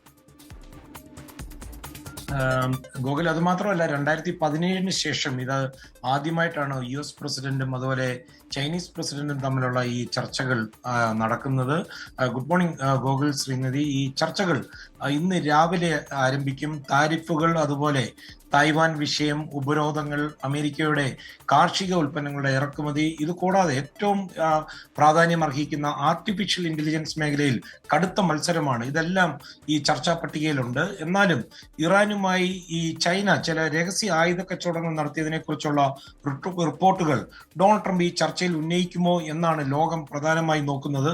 ഇറാനിലെ ഈ യുദ്ധ സാഹചര്യങ്ങൾക്കിടയിൽ ചില ചൈനീസ് കമ്പനികൾ അവിടെ ആയുധങ്ങൾ വിൽക്കാൻ ശ്രമിക്കുന്നതായിട്ടുള്ള ചില ഇന്റലിജൻസ് റിപ്പോർട്ടുകൾ ഇതിനോടകം പുറത്തു വന്നിട്ടുണ്ട്. എന്നാൽ ഈ സാമ്പത്തിക താല്പര്യങ്ങൾക്കൊപ്പം തന്നെ ആഗോള സുരക്ഷാ വിഷയങ്ങളും ഡൊണാൾഡ് ട്രംപ് ചൈനയുടെ സഹായം തേടുവാൻ സാധ്യതയുണ്ട്. പ്രത്യേകിച്ച് ഇറാനിൽ നിന്നുള്ള എണ്ണയുടെ ഒരു മെയിൻ കസ്റ്റമർ അത് ചൈനയാണ്. ആ നിലയ്ക്ക് ചൈനയ്ക്ക് ഇറാന്റെ മേൽ വലിയ സ്വാധീനമുണ്ട്. അതുകൊണ്ട് തന്നെ ഹോർമൂസ് കടലിടുക്ക് വീണ്ടും തുറക്കുവാൻ ഇറാൻ ഭരണകൂടത്തെ പ്രേരിപ്പിക്കാൻ ഒരുപക്ഷെ ചൈന ഈ സ്വാധീനം ഉപയോഗിക്കണമെന്ന് ഒരു ഡിമാൻഡ് ട്രംപ് വയ്ക്കുവാൻ ഉള്ള സാധ്യതയുണ്ട്. അതേസമയം അമേരിക്കയിൽ നിന്ന് നേരത്തെ ഗോകുൽ സൂചിപ്പിച്ചതുപോലെ വലിയ തോതിലുള്ള നികുതി ഇളവുകളാണ് ഷി ജിൻപിങ് പ്രതീക്ഷിക്കുന്നത്. ഇറാനിൽ നിന്ന് എണ്ണ വാങ്ങുന്ന ചൈനീസ് കമ്പനികൾക്ക് മേൽ അമേരിക്ക ഏർപ്പെടുത്തിയ കർശന ഉപരോധങ്ങളിൽ ഇളവ് വരുത്തണമെന്ന് ചൈന ആവശ്യപ്പെടും. കൂടാതെ തായ്വാൻ ഒരു പ്രധാന വിഷയമാണ്. തായ്വാന്റെ സ്വാതന്ത്ര്യത്തെ അമേരിക്ക പിന്തുണയ്ക്കുകയാണ്. ആ നയത്തിൽ നിന്ന് അമേരിക്ക പിന്മാറണമെന്നുള്ള ചൈനയുടെ എക്കാലത്തെയും വലിയ ആവശ്യങ്ങളിൽ ഒന്നാണ്. അതും ഈ ചർച്ചയിൽ വരുവാനുള്ള സാധ്യതയുണ്ട്. ഗോകുൽ, ശ്രീനിധി. ശരി, അമേരിക്കയിൽ നിന്ന് മധു കൊട്ടാരക്കരയാണ് വിവരങ്ങൾ പങ്കുവച്ചത്. ഇറാൻ യുദ്ധത്തിനിടെ ഇസ്രായേൽ പ്രധാനമന്ത്രി Benjamin Netanyahu UAE president Sheikh Mohammed bin Zayed Al നഹ്യാനുമായി UAEയിൽ കൂടിക്കാഴ്ച നടത്തിയെന്ന് വെളിപ്പെടുത്തൽ. സമൂഹ മാധ്യമമായ എക്സിലൂടെയാണ് ഇസ്രായേൽ പ്രധാനമന്ത്രി വെളിപ്പെടുത്തൽ നടത്തിയത്. അതേസമയം നെതന്യാഹു UAE സന്ദർശിച്ചതായോ ഇസ്രയേലി സൈനിക പ്രതിനിധി സംഘത്തെ സ്വീകരിച്ചതായോ പ്രചരിക്കുന്ന റിപ്പോർട്ടുകൾ നിഷേധിക്കുന്നതായി UAE വിദേശകാര്യ മന്ത്രാലയം എക്സിൽ കുറിച്ചു. ഇസ്രയേലുമായുള്ള തങ്ങളുടെ ബന്ധം പരസ്യമാണ്. അത് ഔദ്യോഗികമായി പ്രഖ്യാപിക്കപ്പെട്ട അബ്രഹാം ഉടമ്പടികളുടെ ചട്ടക്കൂടിനുള്ളിൽ ഉള്ളതാണെന്നും UAE അറിയിച്ചു. അതേസമയം ഭിന്നത വിതയ്ക്കാൻ ഇസ്രയേലുമായി ഗൂഢാലോചന നടത്തുന്നവർ കണക്ക് പറയേണ്ടി വരുമെന്ന് ഇറാൻ വിദേശകാര്യമന്ത്രി അബ്ബാസ് അരക്ചി എക്സിലൂടെ പ്രതികരിച്ചു. ടേസ്റ്റി നിബിൾസ് ബ്രാൻഡ് അംബാസിഡറായി നടനും മോഡലുമായ മിലിന്ദ് സോമൻ ഡൽഹി ലേ മെറിഡിയൻ ഹോട്ടലിൽ നടന്ന ചടങ്ങിലായിരുന്നു പ്രഖ്യാപനം. ടേസ്റ്റി നിബിൾസിന്റെ ട്യൂണ വ്യാപാരം വർദ്ധിപ്പിക്കുന്നതിനെ സംബന്ധിച്ച പ്രഖ്യാപനങ്ങളും ചടങ്ങിലുണ്ടായി. കേരളത്തിൽ നിന്നുള്ള കമ്പനിയായ HIC ABF സ്പെഷ്യൽ ഫുഡ്സിന്റെ കൺസ്യൂമർ ബ്രാൻഡാണ് ടേസ്റ്റി നിബിൾസ്. ടേസ്റ്റി നിബിൾസിനൊപ്പം ഉള്ള യാത്രയിൽ ഭാഗമാകാൻ കഴിഞ്ഞതിൽ സന്തോഷമുണ്ടെന്ന് മിലിന്ദ് സോമൻ പറഞ്ഞു. Tasty nibbles MD Cherian Kurian, vice president Sunil P. Krishnan, senior manager TP Manoj എന്നിവർ ചടങ്ങിൽ പങ്കെടുത്തു. And for one, I love tuna. I've been eating tuna for many years, and as it was mentioned, I just got back from Maldives yesterday. Maldives has the most delicious recipes for tuna, and they eat it right from breakfast, they eat it for lunch, they eat it for dinner, they eat tuna at every possible opportunity.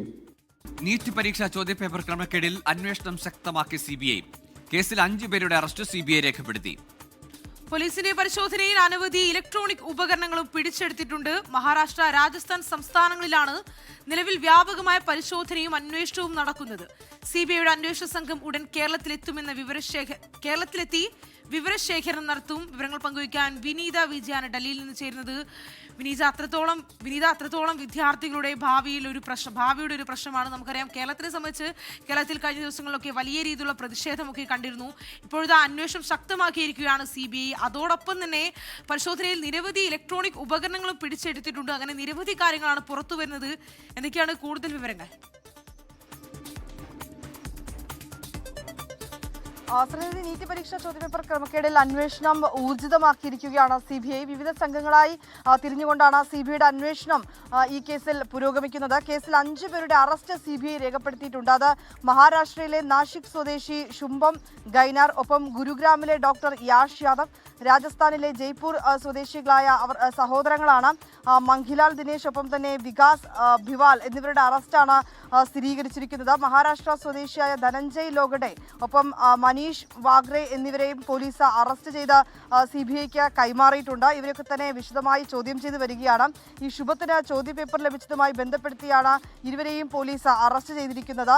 ഒപ്പം ഈ ശുഭം, മനീഷ് എന്നിവരെ കേന്ദ്രീകരിച്ചുകൊണ്ടുള്ള അന്വേഷണത്തിലൂടെ ഈ ചോർച്ചയുടെ ഉറവിടം കണ്ടെത്താൻ സാധിക്കുമെന്നാണ് CBI വിലയിരുത്തുന്നത്. പോലീസിന്റെ പരിശോധനയിൽ നിരവധി ഇലക്ട്രോണിക്സ് ഉപകരണങ്ങളും പിടിച്ചെടുത്തിട്ടുണ്ട്. മഹാരാഷ്ട്ര, രാജസ്ഥാൻ എന്നീ സംസ്ഥാനങ്ങളിലാണ് നിലവിൽ വ്യാപകമായിട്ടുള്ള പരിശോധനയും അന്വേഷണവും നടക്കുന്നത്. എന്തായാലും അന്വേഷണം ഊർജിതമായി നടക്കട്ടെ. ആരാണ് ഇതിനു പിന്നിൽ? അങ്ങനെയുള്ള നിരവധി കാര്യങ്ങൾ അറിയേണ്ടതുണ്ട്. വിനീത വിജയാണ് ഡൽഹിയിൽ നിന്ന് വിവരങ്ങൾ പങ്കുവച്ചത്. നീറ്റ് പരീക്ഷാ ക്രമക്കേടിൽ സമരം ചെയ്തവരെ ഒറ്റതിരിഞ്ഞ് ആക്രമിക്കുന്നുവെന്ന് SFI സംസ്ഥാന സെക്രട്ടറി PS സഞ്ജീവ്. VD സതീശന്റെ RSS കൂറ് കണ്ട് പോലീസുകാർ തങ്ങളുടെ മെക്കിട്ട് കയറേണ്ട, പരാജയപ്പെട്ട് പിന്നോട്ട് പോകാൻ SFI തയ്യാറല്ലെന്നും ശക്തമായ സമരവുമായി മുന്നോട്ട് പോകുമെന്നും PS സഞ്ജീവ് പറഞ്ഞു. VD സതീശന്റെ RSSനോടുള്ള കൂറും കണ്ട് ഞങ്ങളുടെ മെക്കിട്ടേക്കൊന്നും വരാൻ നിൽക്കണ്ട. അദ്ദേഹത്തിന് ഓശാന പാടാൻ ശ്രമിക്കുന്ന ഇത്തരത്തിലുള്ള ഉദ്യോഗസ്ഥന്മാരോട് ആവർത്തിച്ചു പറയാനുള്ളത്, സമരം ജനങ്ങൾക്ക് വേണ്ടിയുള്ളതാണ്. എല്ലാ സമരങ്ങളും നേടിയെടുത്തിട്ടുള്ളത് അങ്ങനെയാണ്. വെറുതെ പുലഭ്യം പറഞ്ഞുകൊണ്ട് ഈ നാട്ടിലെ സമരങ്ങളെ കളിയാക്കാനും പരിഹസിക്കാനും ഇറങ്ങിത്തിരിക്കുന്നതിന് മുമ്പ് ചരിത്രം കൃത്യമായി മനസ്സിലാക്കാനും അരാഷ്ട്രീയ ബുദ്ധിജീവികൾ ഈ നാട്ടിലെ യഥാർത്ഥ ചരിത്രത്തെ തിരിച്ചറിഞ്ഞുകൊണ്ട് എങ്ങോട്ടേക്ക് നമ്മുടെ നാട് പോകണമെന്ന കൃത്യമായ ബോധ്യമുണ്ടാകണം. ശബരിമല യുവതീ പ്രവേശന കേസിൽ സുപ്രീം കോടതിയുടെ വിശാല ഭരണഘടനാ ബെഞ്ചിൽ ഇന്നും വാദം കേൾക്കും. കേസിൽ കോടതി നിയോഗിച്ച 2 അമിക്കസ് ക്യൂറിമാരും അവരുടെ വാദം ഇന്ന് കോടതിയിൽ ഉന്നയിച്ചേക്കും. ഇന്ന് കേസിൽ വാദം പൂർത്തിയായേക്കും. ഇന്നലെ വാദത്തിനിടെ വീടിനുള്ളിൽ വിളക്ക് തെളിയിക്കുന്നത് പോലും ഒരാളുടെ വിശ്വാസം തെളിയിക്കാൻ മതിയെന്ന് സുപ്രീം കോടതി നിരീക്ഷിച്ചിരുന്നു. ഹിന്ദുവായ ഒരാൾ നിർബന്ധമായും ക്ഷേത്രത്തിൽ പോകണമെന്നോ ആചാരങ്ങൾ അനുഷ്ഠിക്കണമെന്നോ ഇല്ലെന്നും കോടതി വാക്കാൽ പറഞ്ഞു. സംസ്ഥാനത്ത് മറ്റന്നാളോടെ കാലവർഷം എത്തുമെന്ന് കേന്ദ്ര കാലാവസ്ഥാ വകുപ്പ്. അടുത്ത 4 ദിവസം ഇടിമിന്നലോട് കൂടിയ മഴയ്ക്ക് സാധ്യതയെന്നും കേന്ദ്ര കാലാവസ്ഥാ വകുപ്പ് അറിയിച്ചു. മണിക്കൂറിൽ 40 മുതൽ 50 കിലോമീറ്റർ വരെ വേഗത്തിൽ ശക്തമായ കാറ്റിന് സാധ്യതയുണ്ടെന്ന് മുന്നറിയിപ്പുണ്ട്. ഇന്ന് 6 ജില്ലകളിലാണ് മഴ മുന്നറിയിപ്പുള്ളത്. എറണാകുളം, ഇടുക്കി, മലപ്പുറം, കോഴിക്കോട്, കണ്ണൂർ, കാസർഗോഡ് എന്നീ ജില്ലകളിലാണ് മഴ മുന്നറിയിപ്പ്. അജി കുഞ്ഞുമോനുണ്ട് കോഴിക്കോട് നിന്ന് വിവരങ്ങളുമായി. അജി, 4 ദിവസം കൂടി കഴിഞ്ഞാൽ വലിയ മഴ, കാലവർഷം എത്തുകയാണ്. അതിന് മുന്നേ തന്നെ ഈ വേനൽ മഴയുടെ ഭാഗമായി ഇന്ന് കാര്യമായി മഴ മുന്നറിയിപ്പുള്ളത് കൂടുതൽ ജില്ലകളും വടക്കൻ കേരളത്തിലാണല്ലോ. Good morning Srinidhi. ഗോകുൽ സൂചിപ്പിച്ചതുപോലെ തന്നെ വടക്കൻ കേരളത്തിലാണ് ഏറ്റവും കൂടുതൽ ജില്ലകളിൽ മഴ മുന്നറിയിപ്പുള്ളത് എന്നുള്ളതാണ് ഏറ്റവും എടുത്തു പറയേണ്ടത്. കോഴിക്കോട്, കണ്ണൂർ, കാസർഗോഡ് ജില്ലകൾക്ക് പുറമെ മധ്യ കേരളത്തിൽ എറണാകുളം, ഇടുക്കി, മലപ്പുറം ജില്ലകളിലും മഴ മുന്നറിയിപ്പുണ്ട് എന്നുള്ളതാണ് ഏറ്റവും എടുത്തു പറയേണ്ടത്. വലിയ തലത്തിലുള്ള ചൂട് അനുഭവപ്പെട്ട് ഇരിക്കുകയായിരുന്നു വടക്കൻ കേരളത്തിലും പാലക്കാടും അടക്കമുള്ള മേഖലകളിൽ വലിയ തലത്തിലുള്ള ചൂടുകളാണ് കഴിഞ്ഞ ദിവസങ്ങളിലൊക്കെ അനുഭവപ്പെട്ടത്. 115.5 മില്ലിമീറ്റർ വരെ മഴ ലഭിച്ചേക്കാമെന്നാണ് കാലാവസ്ഥാ നിരീക്ഷണ കേന്ദ്രം പറയുന്നത്. ഈ ശക്തമായ വേനൽ മഴ ഈ മലയോര മേഖലകളിൽ കഴിഞ്ഞ ദിവസങ്ങളിലൊക്കെ പെയ്തിരുന്നു. കണ്ണൂർ ജില്ലയുടെയും കാസർഗോഡ് ജില്ലയുടെയും കോഴിക്കോട് ജില്ലയുടെ മലയോര മേഖലകളിൽ ഇന്നലെയും വലിയ തരത്തിലുള്ള മഴയാണ് ഈ മലയോര മേഖലകളിൽ പെയ്തത്. അത് മാത്രമല്ല, കഴിഞ്ഞ ദിവസം നാദാപുരത്ത് ഈ കനത്ത മഴയിൽ കാറ്റിലൊക്കെ വലിയ തരത്തിലുള്ള നാശനഷ്ടങ്ങളൊക്കെ അന്ന് റിപ്പോർട്ട് ചെയ്തിട്ടുണ്ടായിരുന്നു. 16-ാം തീയതി മുതൽ കാലവർഷം എത്തുമെന്നാണ് കാലാവസ്ഥാ നിരീക്ഷണ കേന്ദ്രം പറയുന്നത്. ഈ കടുത്ത വേനലിനിടെ മഴ എത്തുന്നത് ഒരു ആശ്വാസമാണ്, ഒരു പരിധിവരെ ആശ്വാസമാണ്. ഗൂഗിൾ ശ്രീനിധി. ശരി, ഏതായാലും ഇന്ന് 6 ജില്ലകളിലാണ് യെല്ലോ അലർട്ട് ഉള്ളത്. ആശ്വാസ മഴയാണെങ്കിൽ പോലും നമ്മൾ ജാഗ്രത പുലർത്തണം. കഴിഞ്ഞ ദിവസങ്ങളിലൊക്കെ മഴക്കെടുതി വാർത്തകൾ നമ്മൾ പങ്കുവെച്ചതാണ്. ഇതെല്ലാം മുന്നറിയിപ്പുകൾ, നിർദ്ദേശങ്ങൾ, ജാഗ്രത പാലിക്കാനുള്ള നിർദ്ദേശങ്ങൾ കൃത്യമായി എല്ലാവരും പാലിക്കുക. ഇനി തമിഴ്നാട്ടിലേക്കാണ്. തമിഴ്നാട്ടിൽ അണ്ണാ-DMKയിലെ പിളർപ്പിൽ തുടർ നടപടികൾ. തമിഴക വെട്രി കഴകം സർക്കാരിന് പിന്തുണ നൽകിയ നേതാക്കൾക്കെതിരെ ഇന്നലെ പാർട്ടി ജനറൽ സെക്രട്ടറി നടപടിയെടുത്തിരുന്നു. വിമത നേതാക്കളെ പാർട്ടി പദവികളിൽ നിന്ന് നീക്കി. CV Shanmugham, SP Velumani, C വിജയഭാസ്കരൻ തുടങ്ങി 26 പേർക്കെതിരെയാണ് നടപടിയെടുത്തത്. ഇന്നലെ നടന്ന വിശ്വാസ വോട്ടെടുപ്പിൽ 25 അണ്ണാ-DMK MLA-മാർ TVKയെ പിന്തുണച്ചിരുന്നു. വിമത MLA-മാരെ അയോഗ്യരാക്കുന്ന നടപടികളിലേക്ക് AADMK വരും ദിവസങ്ങളിൽ കടന്നേക്കും. TVKയിൽ മുഖ്യമന്ത്രിയും 9 മന്ത്രിമാരും അധികാരമേറ്റെടുത്തെങ്കിലും വകുപ്പുകൾ ഇതുവരെ പ്രഖ്യാപിച്ചിട്ടില്ല. ഇന്നോ നാളെയോ മന്ത്രിമാരുടെ വകുപ്പുകളിൽ തീരുമാനമാകും. സൗദി ബാലൻ കൊല്ലപ്പെട്ട കേസിൽ റിയാദ് ജയിലിൽ കഴിയുന്ന കോഴിക്കോട് ഫറോക്ക് സ്വദേശി അബ്ദുറഹീമിന്റെ ശിക്ഷാ കാലാവധി ഈ ബുധനാഴ്ച അവസാനിക്കും. കൊല്ലപ്പെട്ട സൗദി ബാലന്റെ കുടുംബം മാപ്പ് നൽകിയതിനെ തുടർന്ന് വധശിക്ഷ റദ്ദാക്കിയതോടെ 20 വർഷത്തെ ജയിൽവാസം പൂർത്തിയാക്കി റഹീം ഉടൻ മോചിതനാകും. ലോകമെമ്പാടുമുള്ള മലയാളികൾ സമാഹരിച്ച് 15 മില്യൺ റിയാൽ ദിയാധനമായി നൽകിയതിലൂടെയാണ് അബ്ദുറഹീമിന് പുതുജീവൻ ലഭിച്ചത്. 2 പതിറ്റാണ്ട് നീണ്ട ജയിൽവാസത്തിനൊടുവിൽ കോഴിക്കോട് സ്വദേശി അബ്ദുറഹീം മോചനത്തിലേക്ക് അടുക്കുകയാണ്. 2006 മുതൽ റിയാദ് ജയിലിൽ കഴിയുന്ന അബ്ദുറഹീമിന്റെ ശിക്ഷാ കാലാവധി 2026 മെയ് 20 അവസാനിക്കും. ശിക്ഷ പൂർത്തിയാവുന്നതോടെ മോചിതനായി അദ്ദേഹം നാട്ടിലേക്ക് മടങ്ങുമെന്നാണ് പ്രതീക്ഷ. കൊല്ലപ്പെട്ട സൗദി ബാലന്റെ കുടുംബത്തിന് 15 മില്യൺ റിയാൽ ദിയാധനം നൽകിയതോടെയാണ് അബ്ദുറഹീമിന്റെ വധശിക്ഷ റദ്ദാക്കിയത്. ഇതിനായി 47 കോടിയോളം രൂപ മലയാളികൾ ഒറ്റക്കെട്ടായി സ്വരൂപിച്ചു. തുടർന്ന് പൊതു അവകാശ കേസിൽ കോടതി വിധിച്ച 20 വർഷത്തെ തടവ് ശിക്ഷയാണ് റഹീം ഇപ്പോൾ പൂർത്തിയാക്കുന്നത്. 2006 ഡിസംബറിലായിരുന്നു കേസിനാസ്പദമായ സംഭവം. തന്റെ സ്പോൺസറുടെ ഭിന്നശേഷിക്കാരനായ മകനെ വാഹനത്തിൽ വെച്ച് മനഃപൂർവ്വം കൊലപ്പെടുത്തി എന്ന കുറ്റമാണ് അബ്ദുറഹീമിനുമേൽ ചുമത്തിയത്. 2025 മെയ് മാസത്തിലാണ് പൊതു അവകാശവുമായി ബന്ധപ്പെട്ട അന്തിമ വിധി കോടതി പുറപ്പെടുവിച്ചത്. റിയാദിലെ നിയമസഹായ സമിതിയും ഇന്ത്യൻ എംബസിയും ചേർന്ന് മോചനത്തിനായുള്ള അവസാനഘട്ട നടപടിക്രമങ്ങൾ പൂർത്തിയാക്കി വരികയാണ്. 20 വർഷത്തെ കാത്തിരിപ്പിന് വിരാമമിട്ട് അബ്ദുറഹീം വൈകാതെ ജന്മനാട്ടിലേക്ക് മടങ്ങിയെത്തുമെന്നാണ് പ്രതീക്ഷ. ജലീൽ കണ്ണമംഗലം, 24 ജിദ്ദ. സംസ്ഥാനത്തെ എഞ്ചിനീയറിംഗ് ഫാർമസി പ്രവേശന പരീക്ഷയായ കീം 2026 സമാനതകളില്ലാത്ത വിജയഗാഥ രചിച്ച് പാലാ ബ്രില്യൻറ്റ് സ്റ്റഡി സെന്റർ. 6 ദിവസങ്ങളിലായി നടന്ന പരീക്ഷയിൽ എല്ലാ ദിവസങ്ങളിലും 1ാം സ്ഥാനം നിലനിർത്തിക്കൊണ്ട് ബ്രില്യന്റിലെ വിദ്യാർത്ഥികൾ വിജയക്കൊടി പാറിച്ചു.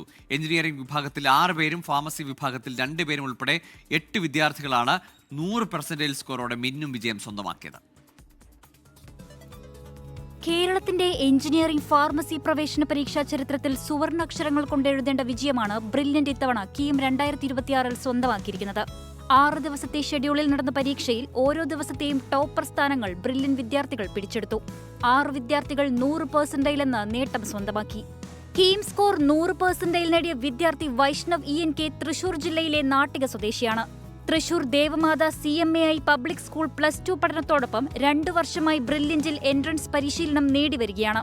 ഈ വർഷം നടന്ന JEE മെയിൻ പരീക്ഷയിൽ ഓൾ ഇന്ത്യ ലെവലിൽ 454 റാങ്ക് നേടി കേരളത്തിൽ 3ാം സ്ഥാനം കരസ്ഥമാക്കിയിരുന്നു വൈഷ്ണവ്. കണ്ണൂർ ചെറുവഞ്ചേരി സ്വദേശി ധ്യാൻ തേജ് മണപ്പാട്ടിലും കീം സ്കോർ 100% നേടി.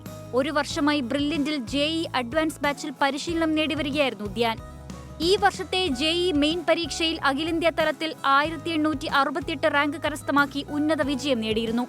തൃശൂർ മാള സ്വദേശിനി വിസ്മയ KR കീം സ്കോർ 100% നേടി. 1 വർഷമായി ബ്രില്യന്റിൽ JEE അഡ്വാൻസ് ബാച്ചിൽ പരിശീലനം നേടിവരികയായിരുന്നു വിസ്മയ. ഈ വർഷത്തെ JEE മെയിൻ പരീക്ഷയിൽ അഖിലേന്ത്യാ തലത്തിൽ 5327 റാങ്ക് കരസ്ഥമാക്കി ഉന്നത വിജയം നേടിയിരുന്നു. കീം സ്കോർ 100% നേടിയ കൃഷ്ണ J മേനോൻ എറണാകുളം കടവന്ത്ര സ്വദേശിനിയാണ്.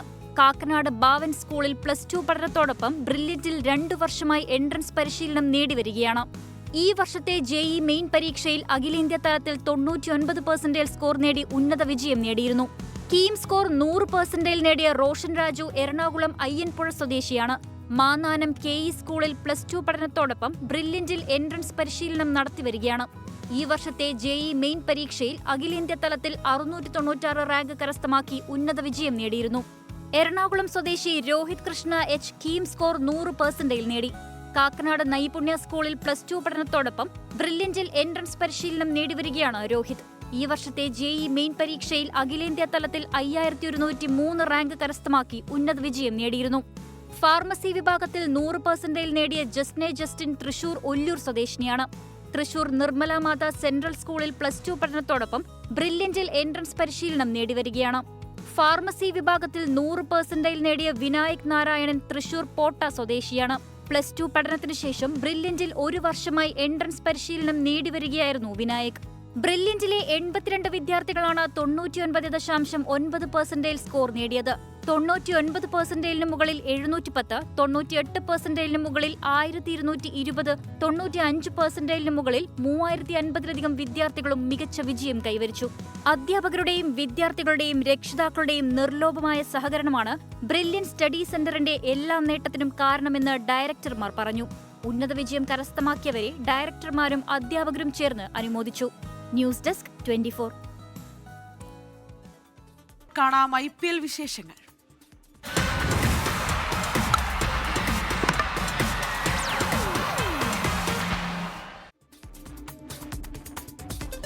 IPL-ൽ ഇന്ന് പഞ്ചാബ് കിങ്സ് മുംബൈ ഇന്ത്യൻസ് പോരാട്ടം. രാത്രി 7:30 ധരംശാലയിലാണ് മത്സരം.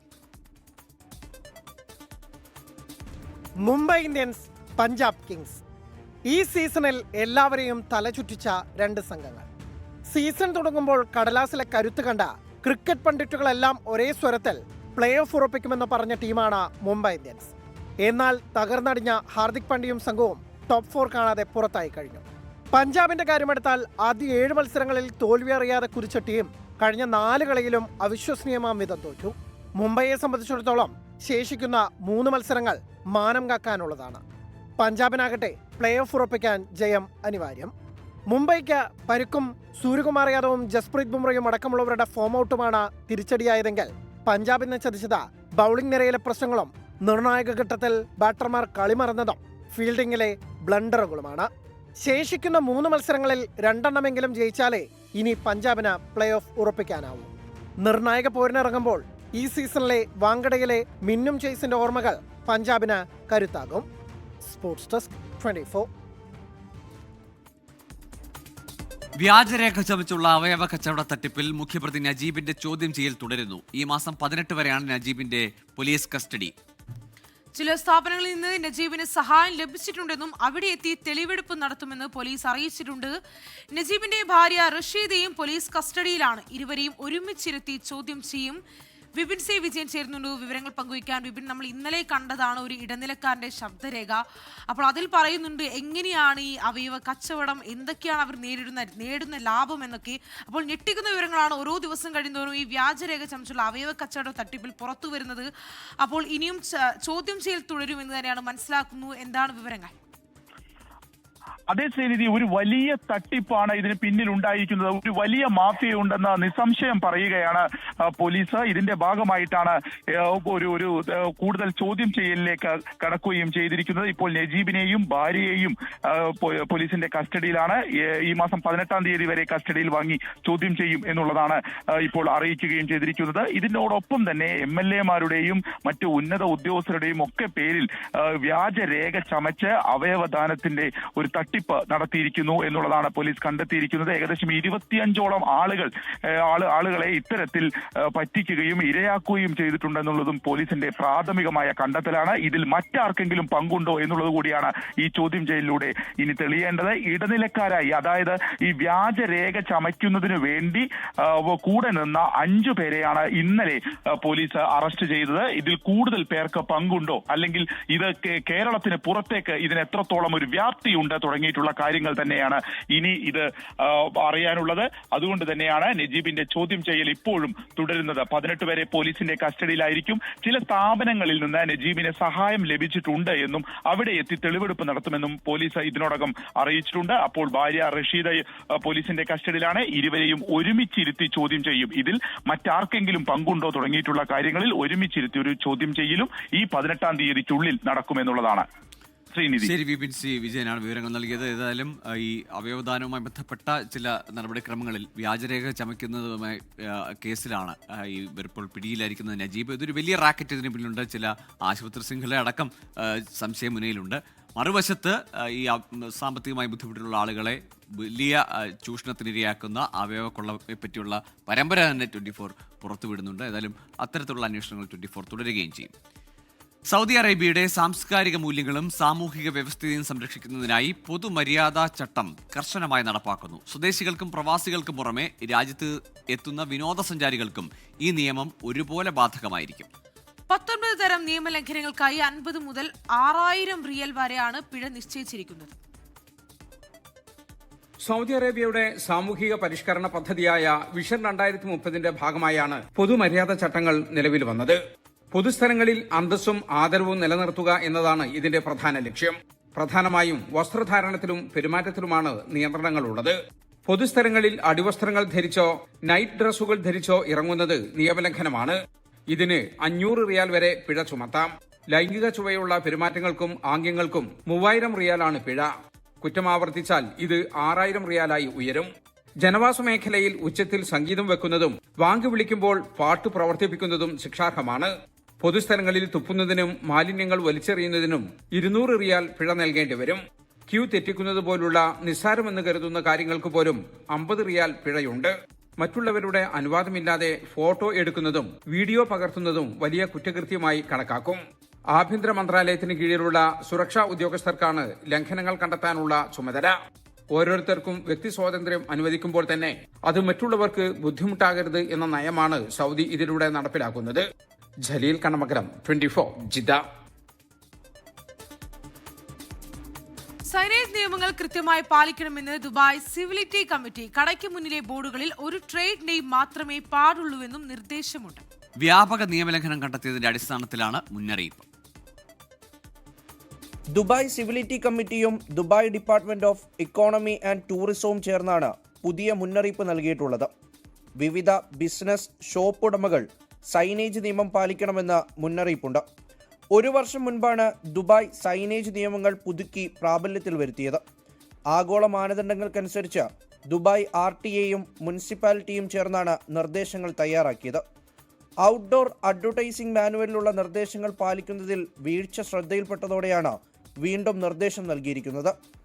കടയുടെ മുൻവശത്ത് ഒരു ട്രേഡ് നെയിം മാത്രമേ അനുവദിക്കുകയുള്ളൂ. ഒന്നിലധികം വ്യാപാര നാമങ്ങൾ ഉണ്ടാകാൻ പാടില്ല. സൈൻ ബോർഡുകൾ മുകളിൽ നിന്ന് താഴേക്ക് വായിക്കുന്ന തരത്തിലാകണം. നേരത്തെ നിർദ്ദേശം നൽകിയ വലിപ്പത്തിലും ആകൃതിയിലുമാകണം ബോർഡുകൾ വയ്ക്കേണ്ടത്. അമിതമായ ലൈറ്റ് പാടില്ല. ബോർഡിൻ്റെ കട്ടിയും നിയമാനുസൃതമാകണം. നിശ്ചിത അളവിൽ കൂടുതൽ വെളിച്ചമുള്ള ബാക്ക്ഗ്രൗണ്ടുകളും ഒഴിവാക്കണമെന്നാണ് നിർദ്ദേശം. അനിമേറ്റഡ് ദൃശ്യങ്ങളോ ചലിക്കുന്ന ദൃശ്യങ്ങളോ സൈൻ ബോർഡിൽ ഉണ്ടാകാനും പാടില്ല.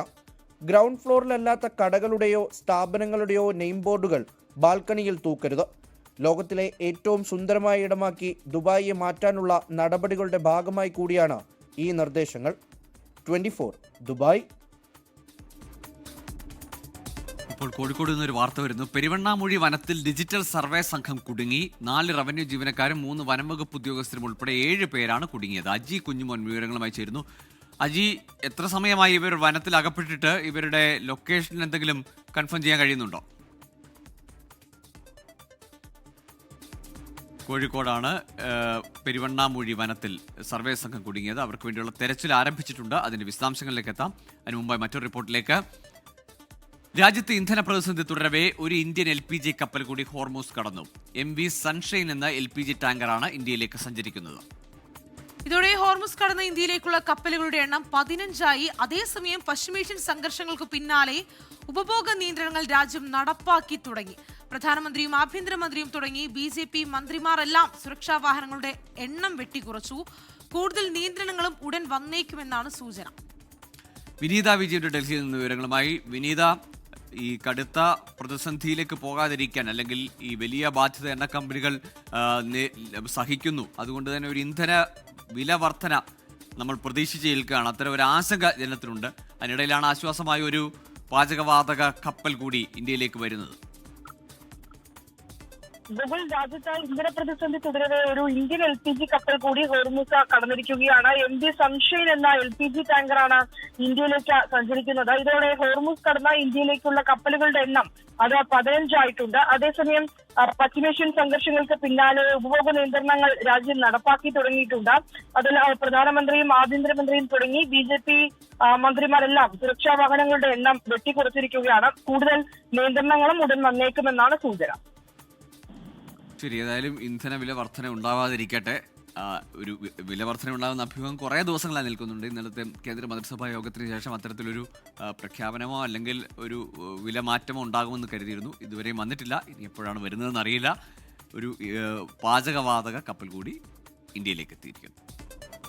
VD സതീശന് വേണ്ടി വീണ്ടും തൊടുപുഴയിൽ ഫ്ലെക്സ്. നിയുക്ത മുഖ്യമന്ത്രിക്ക് അഭിവാദ്യങ്ങൾ എന്ന പേരിലാണ് ഫ്ലെക്സ് സ്ഥാപിച്ചിരിക്കുന്നത്. വിവരങ്ങൾ പങ്കുവയ്ക്കാൻ രാഹുൽ വിജയൻ കൂടി ചേർന്നുണ്ട്. രാഹുൽ, ഇനി ഏതാനും മണിക്കൂറുകൾ മാത്രം മതി ആരാണ് മുഖ്യമന്ത്രി അറിയാൻ. അതിനു മുൻപ് തന്നെ നിയുക്ത മുഖ്യമന്ത്രിക്ക് അഭിവാദ്യങ്ങൾ അർപ്പിച്ച് ഫ്ലെക്സ് ഒക്കെ വന്നിരിക്കുകയാണ്.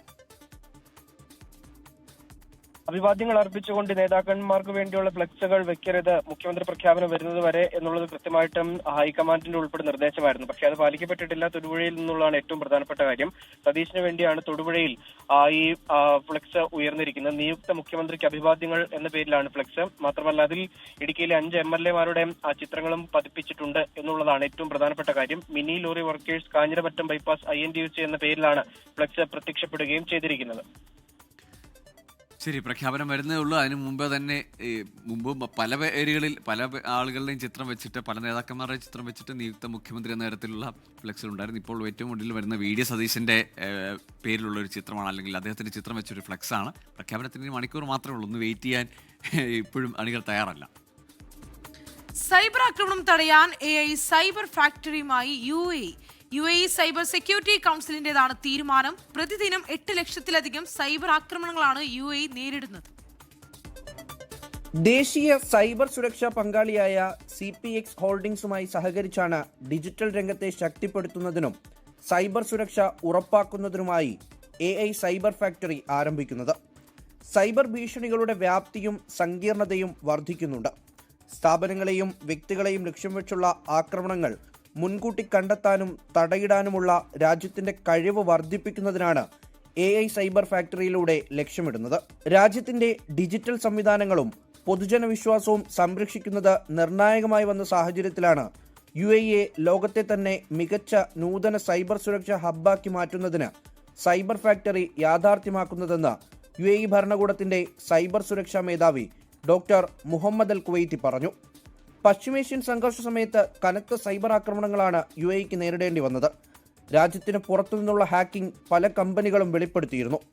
ഭരണകൂടത്തിനും വാണിജ്യ വ്യവസായ മേഖലയ്ക്കും ജനങ്ങൾക്കും സുരക്ഷിതമായ ഒരു സൈബർ അന്തരീക്ഷം ഉറപ്പാക്കുകയാണ് സൈബർ ഫാക്ടറിയുടെ ലക്ഷ്യമെന്ന് CPX CEO ഹാദി അൻവർ വ്യക്തമാക്കി. പ്രതിദിനം 8 ലക്ഷത്തിലധികം സൈബർ ആക്രമണങ്ങളാണ് രാജ്യം നേരിടുന്നത്. ബാങ്കിംഗ് മേഖലയ്ക്ക് പുറമെ എണ്ണപ്പാടങ്ങളുമായി ബന്ധപ്പെട്ട കേന്ദ്രങ്ങളും സർക്കാർ സ്ഥാപനങ്ങളുമാണ് ഹാക്കർമാർ പ്രധാനമായും ലക്ഷ്യമിടുന്നത്. 24 ദുബായ്. അങ്ങനെ നിരവധി വാർത്തകൾ സമഗ്രമായി പരിശോധിച്ചു. ഇതോടെ ന്യൂസ് ബ്രേക്സ് പൂർണ്ണമാവുകയാണ്.